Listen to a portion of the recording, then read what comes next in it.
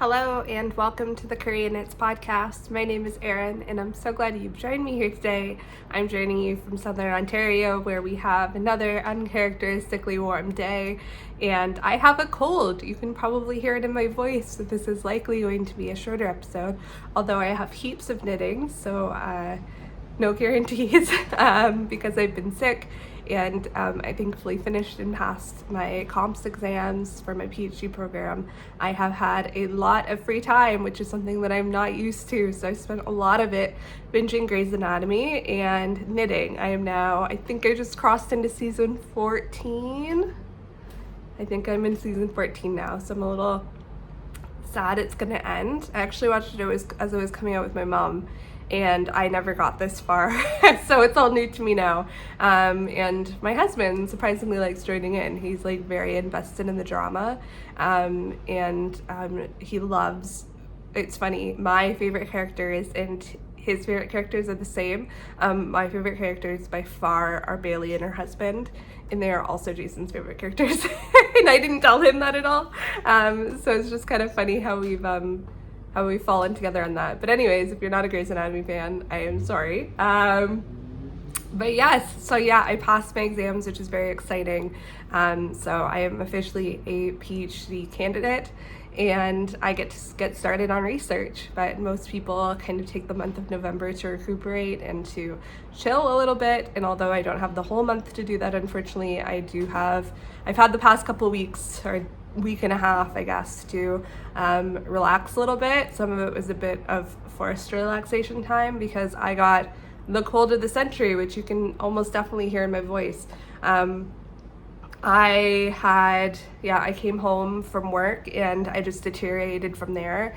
Started with a bit of a sore throat, got a stuffy nose, and then I had my sinus swell up like nothing I've ever felt before.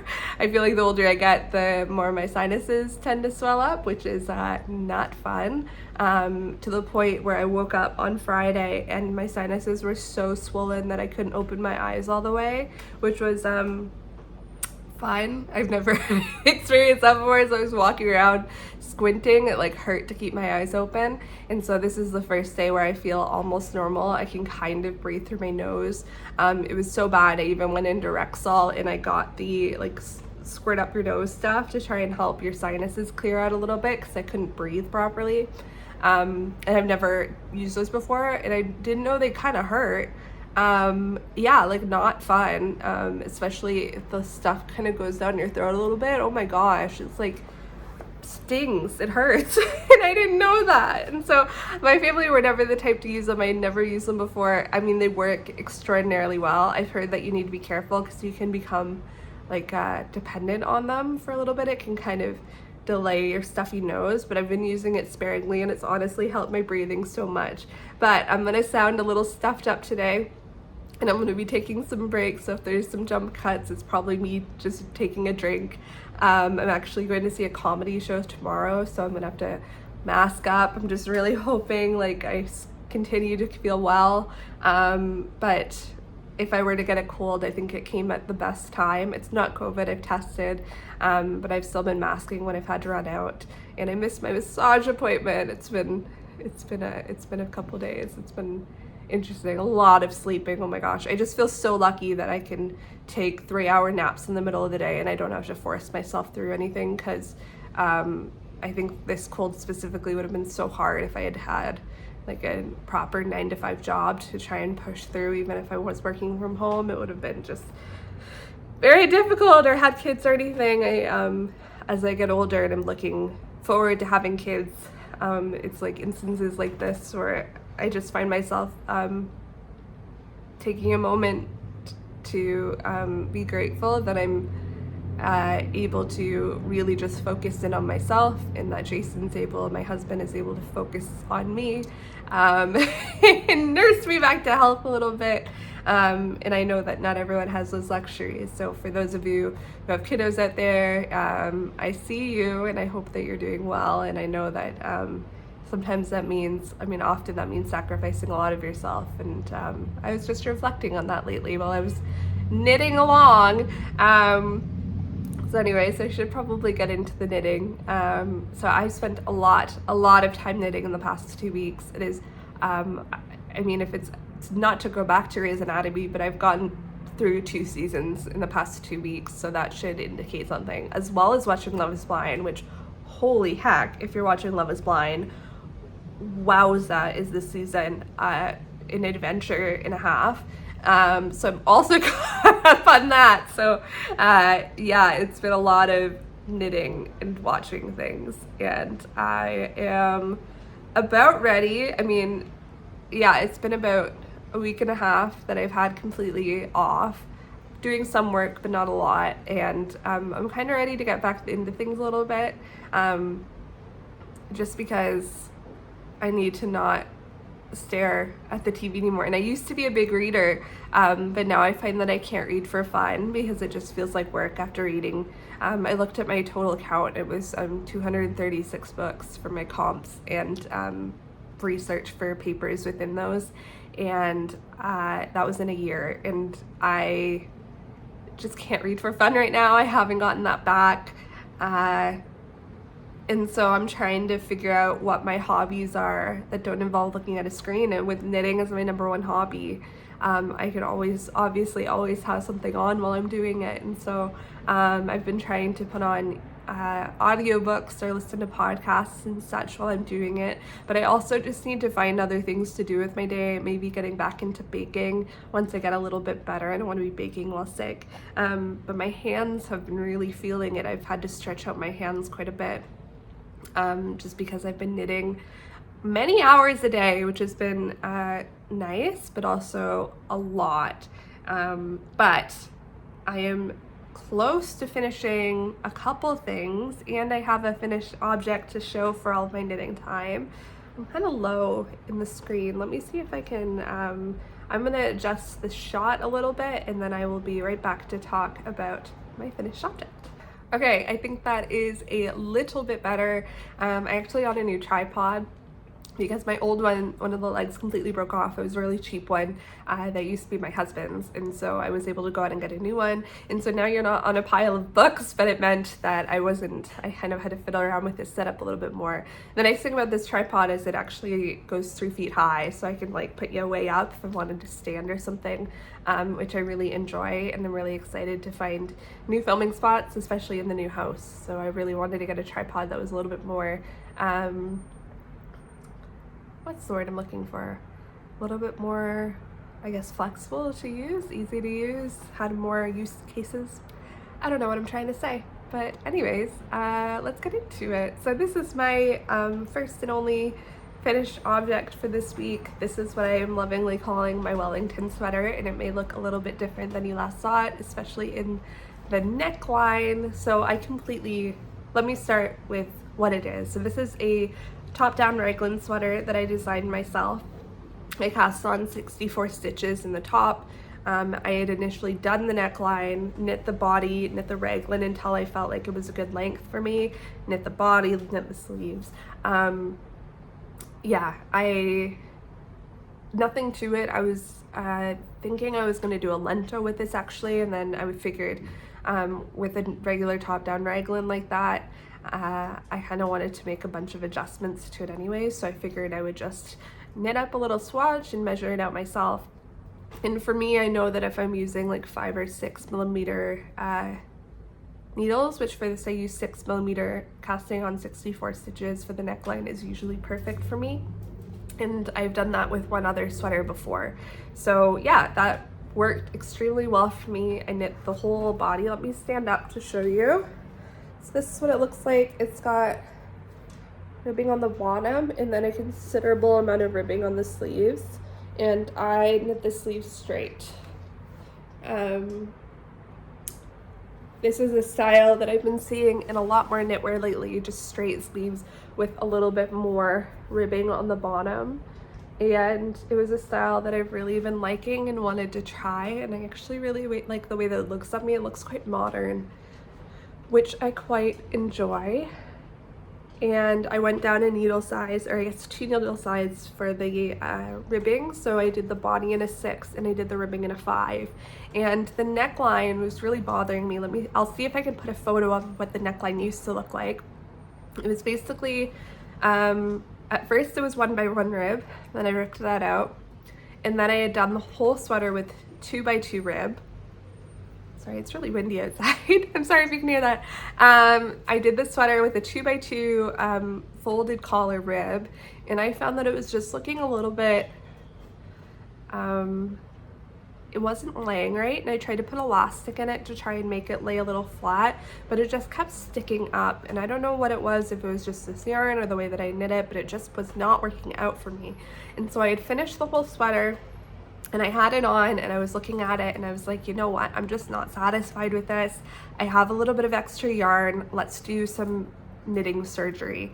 And this is something that I've actually been doing with quite a lot of my older sweaters, is ripping out the necklines and reknitting them with what I know now, and I find that it just changes the whole look of the sweater. I recently did this with my Lume, and I completely ripped out the neckline, and it can be a little bit difficult because a lot of these sweaters you don't pick up for the neckline is knit into the object. And so what I did for this is I basically picked out the sewn down neckline from here, so it stood double tall, and then I found where the last row that I wanted to steek it back to, or not steek it, like rip it back to was, and I cut a loop of it, and then I unpicked the whole neckline so that it just kind of popped off. And then I picked up the stitches right along here and then knit up to make the neckline that I have now. And I mean, the sad thing about it is that this used to match up, and it doesn't match up anymore, because when you're picking up and knitting from there, you're always going to be a half stitch off because you're knitting in the opposite direction. So this neckline was knit this way and the rest of the body was knit downwards, so I'm a half stitch off, so that was the unfortunate thing, but I think that the neckline looks 10 times better than it did. I picked up stitches in the neckline, I honestly don't know how many I picked up, and I knit in 2x2 rib until about here, and then the purling sections I went down to 1, and I did 2x1 rib for about 2 rows and then bound off, so it cinches in this neckline, and I find that it sits pretty nice. Sometimes it does want to kind of funnel up, which is what you'd expect, and so when I'm wearing something like this underneath, I just pull it down, and I find that it's really flexible for that. I don't find that it bunches up in the same weird way that the other one did, and overall I'm really happy that I did that adjustment. It took a lot of time. It took several hours to be able to do just that neckline. The ripping out of it alone just felt like it took forever, but I think it's well worth it, and I've been doing it with a couple more of my knits, and honestly I'm very grateful that I'm taking the time to do it, because it's making me want to wear them more. And what's the point of making all of these beautiful objects if you don't want to wear them? This is called my Wellington sweater because I knit it in Wellington fibers. I got their 70/30 wool mohair base at the Kitchener yarn show, and then I went onto Marketplace the next day, and someone else was selling their 30/70 base of their wool mohair again, or not wool, yes, wool mohair again. And so I ended up picking up some of that secondhand. It just so happened to be in basically the exact same sweater, and I held it double. So it has one strand that is 70% wool and 30% mohair that was around I would say between a fingering and a sport weight, and the other strand was 70% mohair and 30% wool, and I'd say that strand was closer to a DK weight. And so together they made probably about an Erin weight yarn, and you really cannot tell where one yarn is and the other begins. They have blended together so seamlessly. The one that I picked up at the festival was called Wellington Natural Gray Wellington, and the one that I got from the other people was Wellington Silver. And I have a feeling they just changed the name of it because these are almost identical. I'd say that Wellington Silver had a little bit more of a sheen to it, but that could just be because it had more of a mohair content. And yeah, I'm just so happy with how this turned out. It's more of a warm gray. It definitely does have a little bit of a sheen to it, and I will say this thing is shedding. I did a full wet block with it because I wanted to see if I can get some of the shedding out, and it definitely did. But I'm wearing black pants at the moment, and you can definitely see some gray fuzz coming off of this thing. So I will just say, if you're using Wellington fibers, be prepared to have it shed. I will probably go over it with a razor to just try and, like, the same method you'd use to depill, just to try and get some of the loose fibers out of this, because I don't love when you're walking around and your garments just shedding all over the place. But I will say the mohair and the wool combination has just given this a beautiful drape.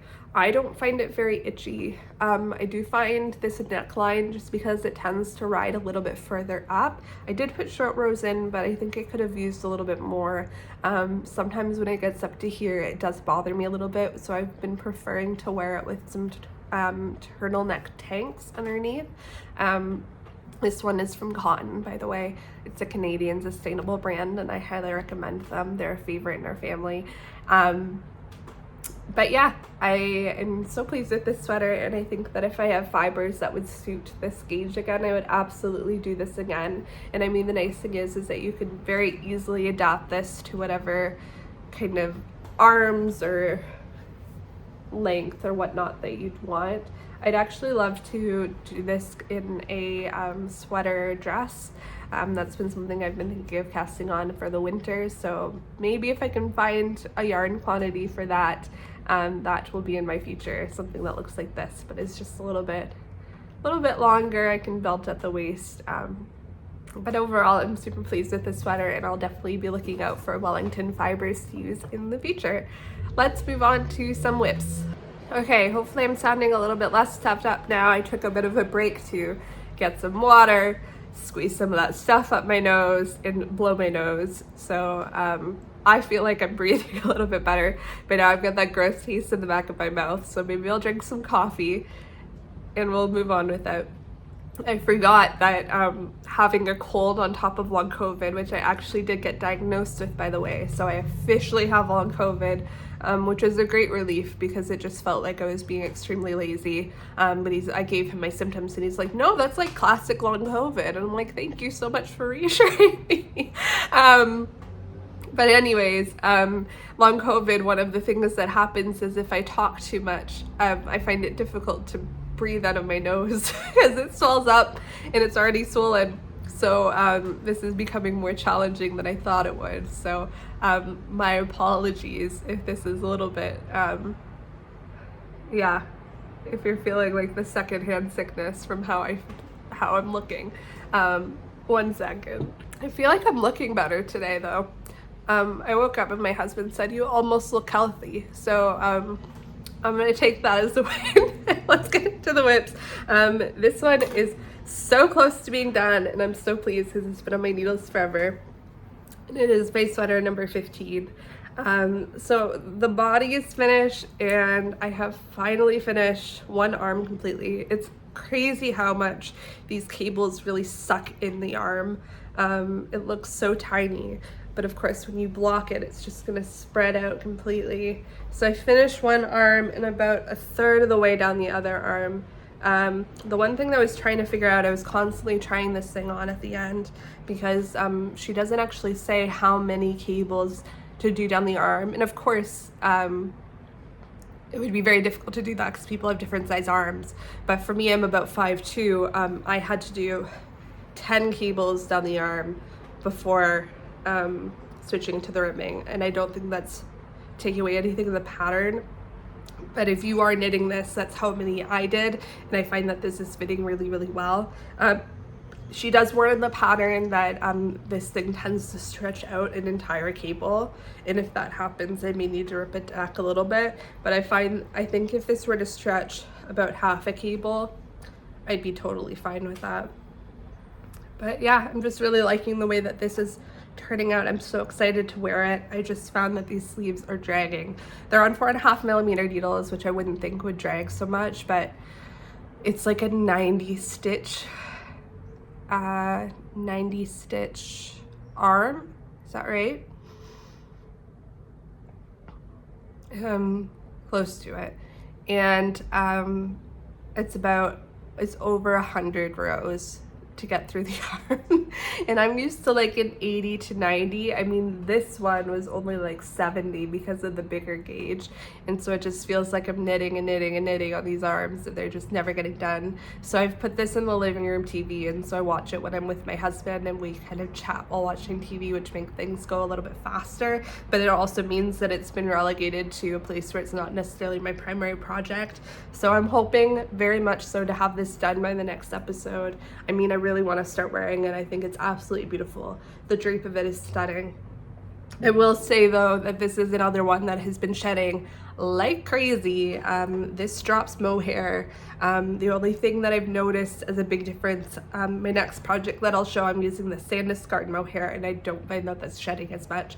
And that is the only difference that I've really found between the drops mohair and the sand-discard mohair, is the sand-discard mohair is not shedding as much on me. Granted, the color that I have is a less bright color. Oh, you can see right now, you see how it moves up a little bit? I just kind of gotta force it down. It's fine, just to show you. But anyway, so I am using Filcolana Ozetta and Drops Kid Silk Mohair. I picked up both of these in Copenhagen. It's crazy to think that I started this sweater in Copenhagen, so in June, and I'm still not done the damn thing. But I did hibernate for a little while, so that I guess that makes sense. But these colors are perfect together. I love that you can't tell where the yarns in the mohair, the wool and the mohair start and begin, and they just blend so seamlessly together, especially for yarns that come from completely different brands. For them to be so close in color, I think that just worked out extremely well. So yeah, I'm really happy with how this sweater's going. I'm hoping that a good wet block will make it so that it's not shedding as much, because wowza. But I really just love the design, the simplicity of this sweater, and I definitely want to look into something like an all-over cabled sweater like this, possibly in a slightly larger gauge. And I really would love to make something like this without the mohair. I think I would wear it a ton. I'm gonna wear this a ton too, but there's certain times where I just don't want as much fluff. Especially because to work, I just have a lot of black pants that I wear, and I think that this color especially would look good with black pants, and I don't necessarily want to bring a lint roller with me everywhere. This is something that I don't find that knitting people talk about. Oh, I'm almost losing one of my needles here. Knitting people talk about as much is that certain sweaters shed a ton, and I don't like walking around with a lint roller. Although we have one in our house, I've got a white dog, like you definitely have to lint roll like crazy. I don't necessarily want all my sweaters to be shedding, and I found that as I've been knitting more and more with mohair, because I do like the fact that it allows you to make lighter garments that still look full, but it means that you're dealing with some shedding, which is not my favorite. So if you want to drop down below the mohairs that you found have shed the least, so far the sand-discard one and the Knitting for Olive one of the ones that I've tried have probably shed the least on me.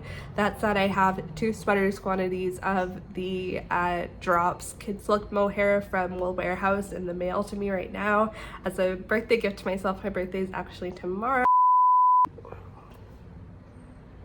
Okay, let the interruptions continue. I actually ran out of room on my phone, which I've never had happen before, but I had a bunch of podcasts on here that I did not need to still have on here, so my apologies if the English changed.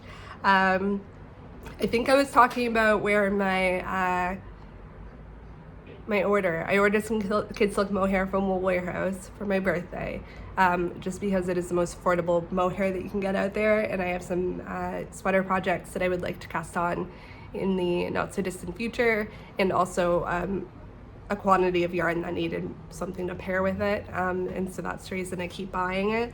But I'm just kind of hoping that a good soak will allow a lot of these loose fibers to fall off before I have to wear them around. But let me know if you have a little bit more experience using mohair than me, what your favorite ones in terms of shedding are, and if you have some advice on how to help them be a little bit less shedding.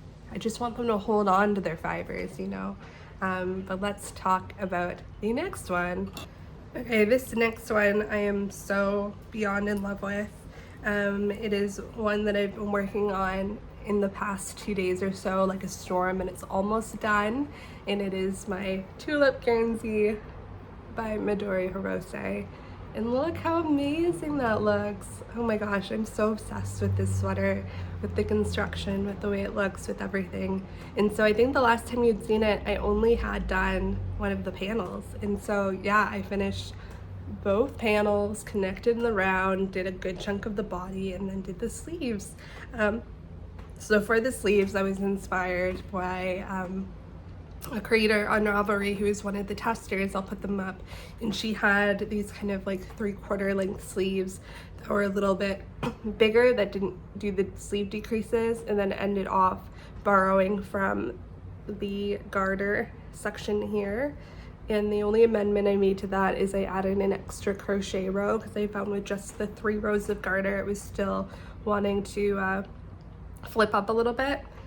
And to be honest, I wish that I had kept these sleeves on stitch holders, just because I would actually prefer them to be about 5 to 10 rows longer for my taste. Right now they fall right at the elbow. I'm thinking that as I block it, it's going to block out a little bit more, but I would like to give it more length, but I think I'm a little bit worried of running out of yarn, which is why I stopped the body, knit both the arms and the neckline, just to make sure I wasn't, because at the length that it is now, it's like a good cropped length. I would like this to be a full length sweater, but I just wanted to make sure that I had enough yarn for it. I'll show you what I have left.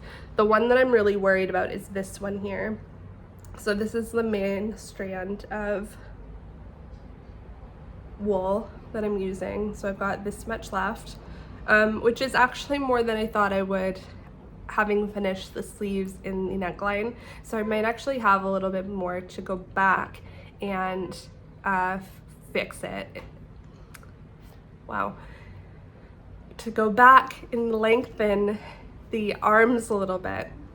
And so this is from the Fibre Co. This is their amble, and this is in the color Nutkin, and it's just this beautiful like burnt reddish orange color, and I'm holding it with Sandiscard Mohair, and this is the rust color. And so the rust is definitely a little bit lighter, but it was the best match that I could find in a semi-affordable mohair. And you can definitely see them divulging from each other, especially in the cables, maybe less so on camera, but you can see the mohair sticks out a little bit. But overall I think it's made that reddish orange color a little bit more on the orangey side, which I actually really like, and it's created this beautiful burnt color when you look at it from afar. And I am just so obsessed with the way that this is coming out. I'm hoping to actually finish this today. I don't have too much more to go in the body, and what I love is that you have this stunning cabling pattern on the top of this sweater, and then you just have stockinette for the arms and the body. And I think that it's just such a stunning design. Midori Hirose never ceases to amaze me with the designs and the intention that they have in their designs, and I think I will absolutely be knitting another one of these. The designer, whose name I don't remember, I'm sorry, I'll put them up on the screen, who I'm modeling mine after, I found out that she actually knit hers in linen quill and another strand, and I just love the color of hers, and I realized that she knit hers in the exact color of linen quill that I already own. So I'm thinking of casting another one of these on in that beautiful navy blue color. I think it's like dark denim or something from linen quill, and I had picked up some linen quill for a fingering eight sweater that I would still love to do, but just hasn't made it to the top of my priority list yet, and it's been sitting there forever, and I actually think it would be absolutely beautiful to turn it into one of these. This is knit up on 5.5mm needles, so it goes by pretty fast. Each of these panels, the cabling is pretty minimal. It's just in this section here, and the way that it's designed means minimal purling. And I just think that they've done such an incredible job. It's definitely like a bigger, oversized, boxy fit, and I am knitting the size medium, which means it has even less ease than I normally would. I would normally fit into their size large, but it's plenty for me, and I am just, I mean, I keep holding it up because I keep on wanting to look at it in the viewfinder. I'm sorry, I'm not looking at you. But yeah, I'm just beyond obsessed with it. Other than the arms, the only other modification that I made is that they have this interesting way of joining the front and back shoulders that creates a gartered edge in like a pearl bump edge on it, and I actually really like the pearl bump edge, but I did a different cast on than they did, and I just couldn't make it work. So I just sewed up the sides like this in just a more of a seamless version, and I think it looks fine. I do actually really like their pearl bump one. I think it creates like a really cool design to it, and I think if I were to do this again, I might try a little bit harder to do their cast on method, but you just get used to what you're used to. And when they say cast on such and such stitches in whatever method, I don't know if you're like me, but I kind of read over the method unless it's something very specific, and do with what you're most comfortable with. And unfortunately, the way that I was most comfortable with, it didn't create a ridge that would make sense if anyway. So I did not do that ridging, and I'm fine with it. It doesn't bother me that much. I don't think it'll be very noticeable. I mean, it's not very noticeable while you're wearing it. I've worn it. But yeah, I'm just obsessed with the construction. I was knitting on this almost all day yesterday, and I was just loving it. I was loving every part of it.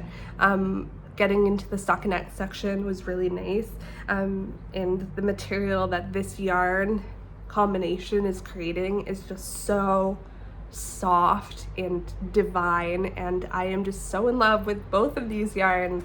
I'm hoping to be able to pick up some of them, and I don't even know where to get this fibre coat amble. This is the other one that I had gotten at the Kitchener Yarn Show, so I'll definitely be looking out for this. And since I first bought it, you guys in the comment section have been telling me how much you love this yarn and rave about it.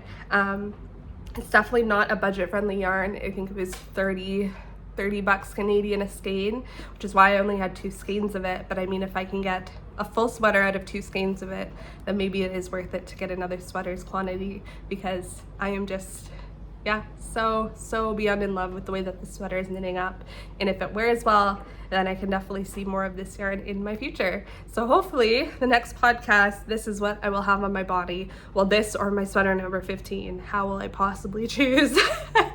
But yes, I would recommend this pattern wholeheartedly. I enjoyed this more than the ranunculus, and I think I enjoyed it more than the snow crocus as well. So Midori, Hirose just seems to be killing it with every single one of their patterns, and I cannot wait to knit more from them.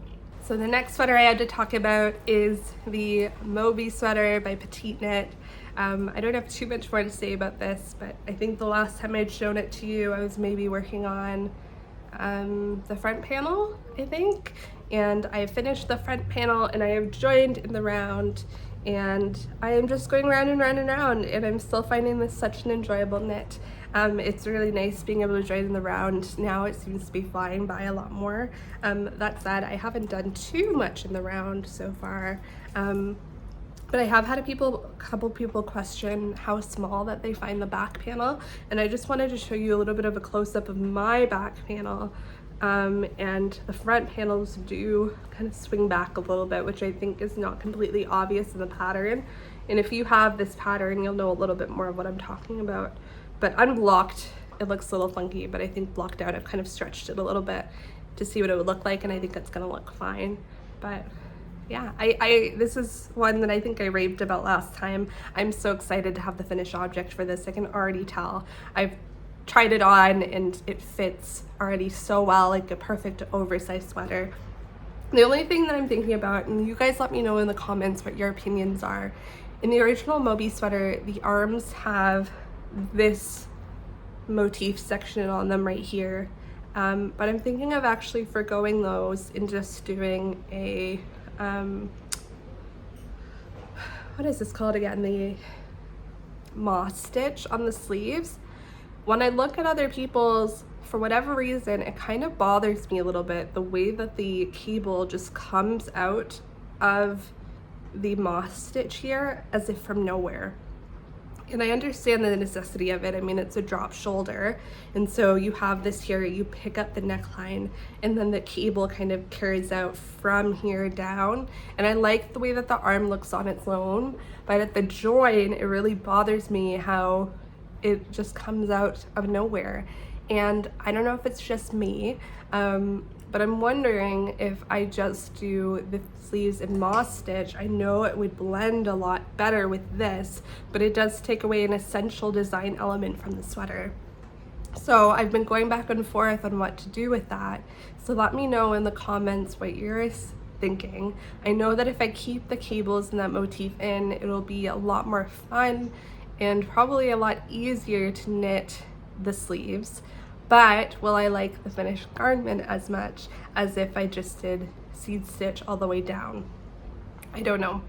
I have done another sweater that had a similar motif to this, and they just did this double moss stitch all the way down, and I really liked the look of it. I found it really seamless, and excuse me, double moss stitch is one of my favorite stitches. I just adore the way that it looks.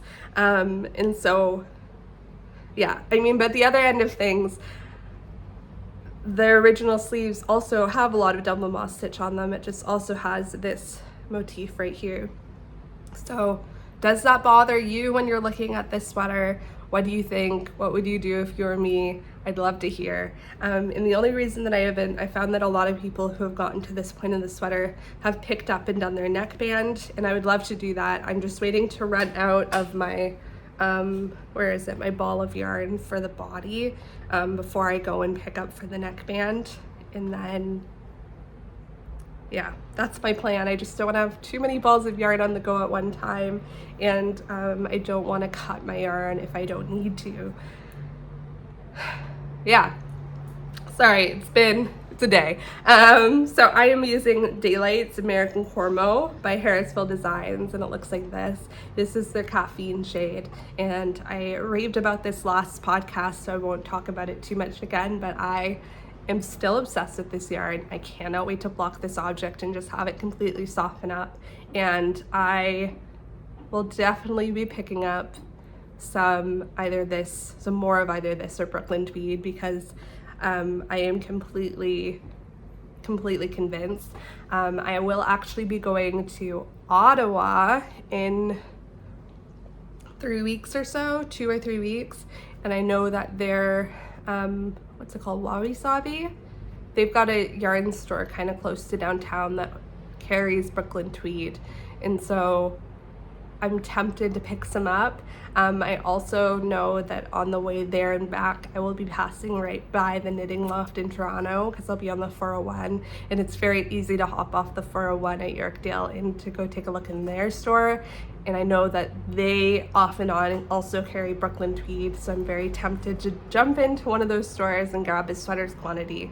That said, I've already made my birthday purchase of yarn, and I'm trying not to buy too much, and I am hoping to get in on the Newton order that is happening next week. I have an Instagram friend, I will not call them out, but I was talking to them about how much I wanted to get my hands on one specific colorway of the Newton from this new cyclone. I'm not going to say what because I don't want to jinx it, but I'm really loving one of their colorways of this specific one, and I've been waiting for a colorway that I really want to jump on, and I think I found it. And so she's like, well, the way that I got my Newton is I joined the Patreon and I got the pre-sale, and the pre-sale hasn't happened yet, so why don't you join now, and you can just pay for a month and then you can get on the pre-sale. So Newton, the people behind it, On a Rock Air, let me back up. Newton is made by a family farm in Sweden, and they make batches of unspun, beautiful yarns that you can purchase. And so they come out with the releases, and they usually sell it really fast because they make smaller quantities. And it's kind of a cult classic yarn, and I really wanted to try it, and they're really known for their stunning colors that are all naturally dyed. And so I was waiting for a good colorway to come up, and I was talking to some Canadian people that had gotten it, and they said I didn't get customs. It was really fast, it was really easy, and so I was like, okay, I'm convinced. I'm going to wait till there's a really nice colorway that comes out. I'm gonna try and jump on. So I was getting coached by this one person who had managed to get some knitted in. And she said, yeah, join the Patreon now, it's a good time. And I joined it, and I was 12 hours late for the pre-order. So I was like, on a rock air, here's my $10, keep doing what you're doing. But yeah, I'm not really getting anything out of that Patreon subscription. It's fine. I'm very happy to support farmers, especially making beautiful yarns. Personally, I'd rather be supporting Canadian farmers, but that's fine. But anyways, so now I'm waiting for the general sale, and so hopefully I'll be able to get some my hands on some knitted in. Finally, I just want to squish it. Like, I just want to feel what it feels like. I don't think I'm going to become like a knitting girly or anything. I just want to try it, and so I'm hoping to get in and get a sweater's quantity of knitted in. So if I get in and get that, I will not be getting some Brooklyn tweed yarn. But if I don't get in and get that, then maybe I can convince myself to get some Brooklyn tweed, especially because I did really well on my comps, and I feel like it's my birthday month. Maybe I can reward myself a little bit. Is that the way this works? I don't know. But anyways, I should get on to the next object. All right, this next one I haven't made too much progress on, but I have done the sleeves, split for sleeves. So I'll show it really quickly, and I will not be telling you the color of this yarn because y'all have ruined it. You've ruined it for me, and I'm done. I'm done with y'all and my inability to pronounce this name. Go to my Ravelry page and figure it out yourself if you want to know the color of this yarn, because I can't do it anymore. I can't do it, you guys. Even when you're very nice about it, it just like, it stings in my soul. I went to my French speaking colleague, and I can read French too. I just like read it with a really bad Franglish accent for whatever reason, just terrible. And I'll listen to French knitting podcasts and French media, and then I'll walk away and I'll be thinking in French, but the French in my head also has a horrific English accent, and I literally do not understand why my mind does this. But even when I'm reading academic articles in French, I read it with a horrific English accent. Why? Not even like a Quebecois accent, which would kind of make sense for where I am, even though I learned France French. Regardless, yeah, it's a terrible English speaking French accent. Why? Why does my mind do this? I don't understand. Anyways, I am making the Oversized Seasons cardigan by Ozetta, and yeah, the big announcement is that I've split for sleeves, and I haven't done too much on the body yet, but yeah, this is ongoing. I am making this in knitting for Olive, heavy merino, double merino, the thicker one in their Mohair, and I really love the material that it's making. I know that this sweater will be so intensely wearable once I'm able to knit it up. It just hasn't been my primary project in the next little bit, but I'm still loving everything about it and watching it in the viewfinder now. I just really want to have it, so maybe this will be the thing that spurs me on to making it a primary project again. I do this often where I get through kind of the yoke of something and then I'm like, it's fine. It'll knit itself. And obviously I have more knitting ahead of me than I do behind me, and I can tell that by the amount of yarn balls that I have. But I do this all the time where I'll finish the yoke of something and I'll just be like, it's fine. It'll be there. Why do I do this? It makes no sense. Excuse me. Yeah. Do I have anything else to say about that? I don't think so. I tried it on now that I slit for the sleeves, and it seems to be fitting really, really well. And I've been watching as other people kind of finish their project up on Ravelry. I don't know if anyone else does this, but I stalk like the Instagram hashtags and then the Ravelry project pages of everything that I'm knitting up just to see how other people's are turning out, so that I can look out for any kind of design flaws or red flags, especially if it's a newer pattern. I don't think this is too new, but I'm really a big fan of stalking other people's projects. So if you've seen it and you have knit the same thing, I've probably seen yours. Not to be creepy about it, but I've almost definitely seen your project. And I've been seeing other people, oh gosh, did I lose something? No. There's a needle, there's a rogue needle on the floor, and I'm like, where did it come from? This is the problem of using double pointeds, is that they sometimes just appear, and I'm a big fan of double pointeds. And actually these guys are from Amazon. I got them when I very first started knitting, and I've not found a reason to replace them. And I got a set of everything from a 2.25 up to a 10 for 20 bucks, and they've been fantastic. So I'll see if I can find them and link them below, because I am really in love with these needles. Not usually like a proponent of Amazon, but in this case I found that those needles are actually really excellent. They're really excellent for beginner knitters as well, because you don't have to invest very much to get involved with the craft. Anyway, I don't remember what I was talking about. Oh yeah, I'm stalking all of your projects.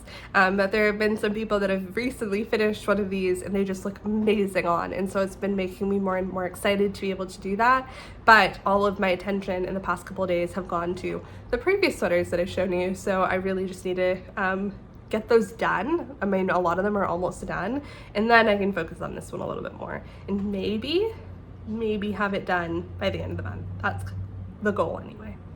All right, so the last whip I have to show you, and thank goodness, because I think my face is gonna explode, is one that you have not seen before, and one that I am rapidly losing stitches on, which is just delightful, because I forgot that I had put it on a barber cord, so it's easier to show this to you, but the barber cord and the very thick needle do not want to join. Anyway, this is a gift knit, so if you are in my immediate family, please stop watching. Thank you very much.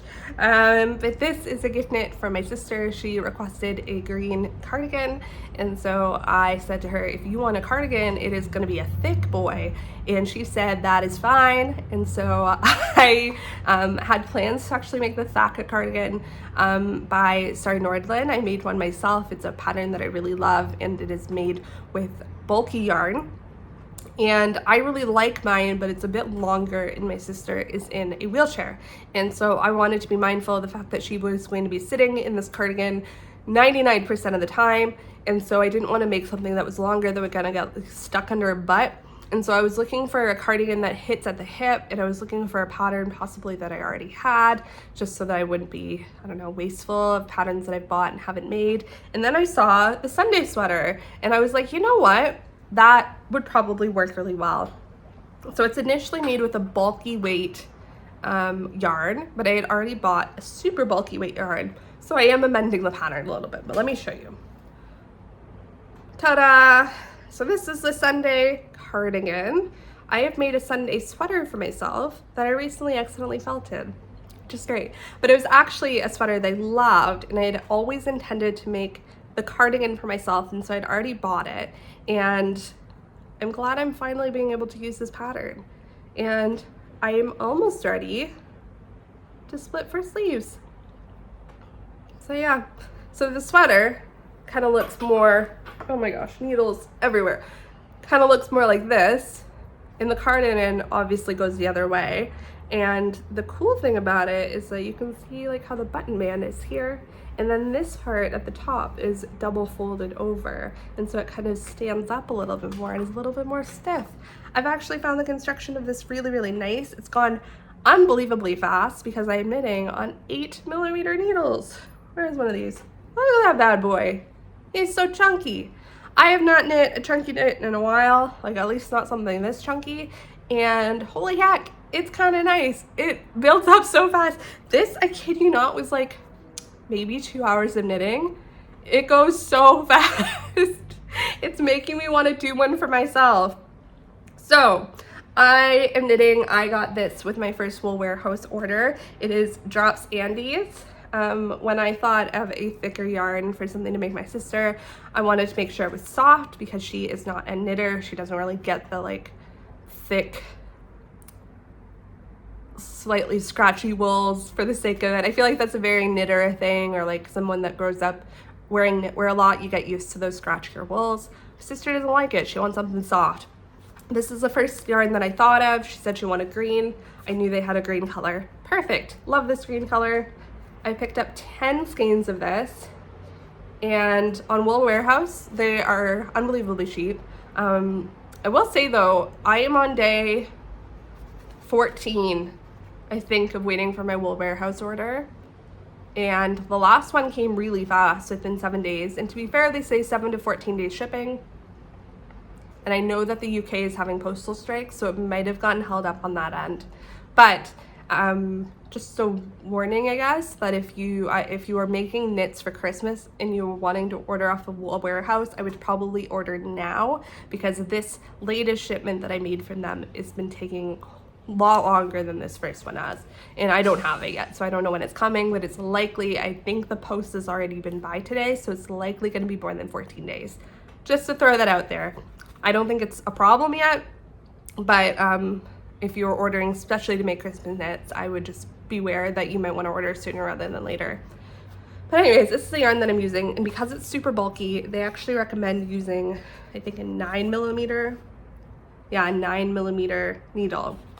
And I knew I didn't want to use a 9mm needle, and so I knit up a very small gauge swatch on 8mm just to see the thickness of it, because this pattern recommends 7, and I was like, if I can meet in the middle, I think it'll be fine. So I got a density that I was happy with the fabric at an 8, and I knew that the ribbing would have been fine at a 7. So I'm knitting the ribbing at a 7 in the body at an 8 instead of the ribbing at a 6 in the body at a 7. And because I went up a needle size, I did some quick math with my gauge swatch, and I figured I am knitting a size medium with the intention of making an extra large. I will say that this pattern is not size inclusive. It's one of her earlier patterns, and I would not have bought it if I had not already had bought it like a year ago. So I will try and leave a size inclusive alternative in the description below, but I will say that this is a pattern that's very easily adaptable. You could very easily make it bigger for your body shape, or just go up a yarn size and just make something bigger, but obviously there's risks with that, and you know your level of knitting comfort, so I'll just leave it at that. But yeah, I'm really pleased with the way that this is turning out. It obviously needs a good block because things are looking a little wonky right now, I'd say. But yeah, I am just so in love with the way this is turning out.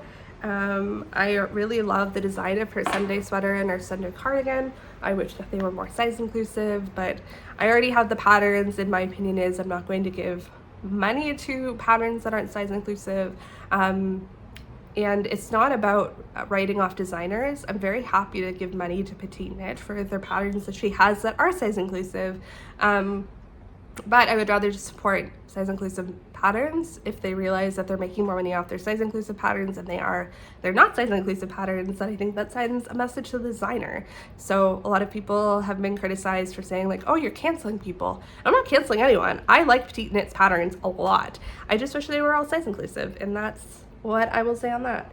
But yeah, I've been really enjoying knitting on this cardigan. I think it'll make a beautiful test knit, and I am very excited to continue knitting on it, and I can already see I'm losing stitches once again.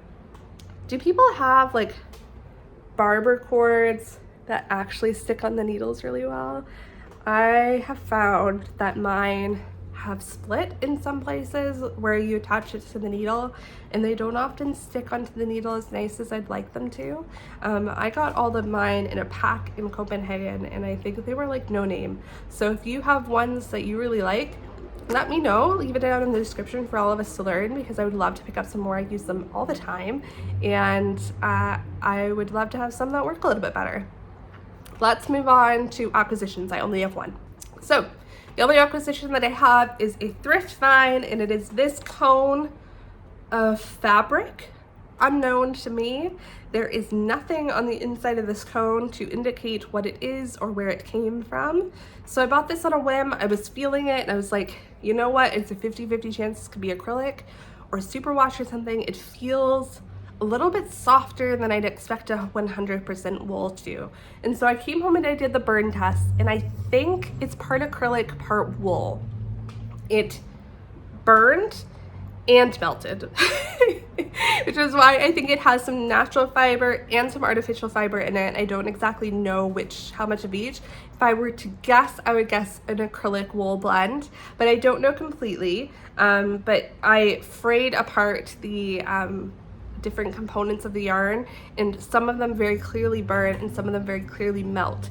And so if you have seen a cone that looks like this before, or you recently donated it to a thrift store in the KW area and you want to let me know what this is, please let me know. But yeah, it's just a fingering weight yarn. I thought it would be really great to like either hold double or triple or to pair up with something, but I thought the color was really nice and it was like $3. So I picked it up. There's a whole boatload of it, and you know what, even if it has some acrylic in it, it'll be good to add to something, I think, as a second strand. And yeah, I just couldn't pass up a deal like that. Speaking of yarns, 1 second. So I had talked about selling some of my secondhand skeins, specifically the Mohair, that I had thrifted a whole ton of, and I've had some people express interest in some of the other yarns that I've gotten secondhand that I may not be using, and so I am going to be opening a store where I'm going to be, I guess, destashing some of my secondhand yarns that I know that I will not be using, at least for the foreseeable future, just because I'd rather they get used, and I know I'll always have more yarns coming in, and I would just rather they get used in garments than sit on my floor for me to one day maybe use them. And so I am starting off with the Mohair, and it's looking like this. So I've taken it off the cone and I'm making both 25 gram and 50 gram skeins, and I'm going to be selling them on a Shopify marketplace. I have not yet washed this one, so I'll just show you what it's looking like. I've tied it up with some other thrifted wool, and so I've just got them in big skeins like this, and I'm going to soak them in a wool wash, let them dry, and then skein them up properly and then put them up for sale. Yeah, I don't know how much else I have to say about this. Quite a bit of labor is going into this, so I'm not going to be selling it at like thrift store prices, but it's definitely going to be cheaper than yarn that you'd find in the market, and absolutely cheaper than if you were to get this brand new. So if this is something that you're interested in, please keep posted on my Instagram. I will try and correlate the opening of the store with the next episode. So I will definitely have a good chunk of this. Obviously I'll skein it up better than this, but a good chunk of this Mohair up there. I had a total of about a kilo, just kind of crazy to think about. I have about a kilo of this Mohair. I'm keeping about 200 to 300 grams of it for myself and putting up the rest of it for sale. This I do actually have some information about, so the yarns that I have information about, I will put up all the information I possibly have about it. It will be at least 50% off market price, but yeah, if you have any questions about the yarn that I'm going to have for sale, please leave it down below. I'll try and answer any of the questions that I have. I'm not selling my own yarns, I'm just selling more of a destash, my secondhand yarns. So if there's anything you'd like me to look out for while thrifting, please let me know. I try to look out for anything that's a natural fiber. And I know that I will have some drops up in the shop. I will have some blue sky fibers up in the shop, and some other things that I've thrifted that I just don't think I've got around to, or things that I thought were a different color. So yeah, keep your eyes open for that. I will try and announce on all the platforms when I have that out in the open, and I hope that you guys can find some good yarn deals, and it's not just me benefiting from my obsession with thrift store and secondhand yarns. So yes. I'm so glad that you've joined me here today. I hope that my voice wasn't too much of a problem for listening in, and yeah, I really just hope that you've had an amazing 2 weeks and you're avoiding this cold that seems to be going around, at least where I am. It seems like everyone's getting sick with either COVID or not COVID, so I really hope that you're avoiding that and that you have some really good knitting time ahead of you. Please let me know down in the description what you are knitting on. I love to hear about the knits that you have going on, and I will see you next time. Bye!